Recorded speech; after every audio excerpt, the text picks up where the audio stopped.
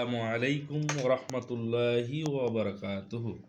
আজকের খাবার দেখি গরম ভাত, তারপর কি আছে, এরপরে আছে হচ্ছে শাক। যে শাকটা আসলে মানে খাওয়া উচিত রেগুলার। এরপরে কি আছে, ট্যাংরা মাছের চচ্চড়ি, বাহ বাহ বাহ। তারপরে শাকটা স্বাস্থ্যসম্মত খাবার এবং শাকটা আসলে সবইতে থাকা উচিত, যদিও আমরা একটু বেশি ভেজে ফেলি। এরপরে আছে সিমবিচি ভুনা।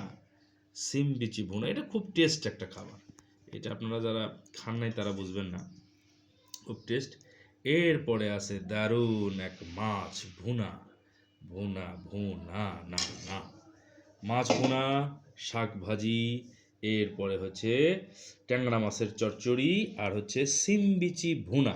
অসাধারণ খাবার। যাক, আমরা একটু শাক দিয়ে বিসমিল্লাটা করে ফেলি। বিসমিল্লাহ। মাশাআল্লাহ।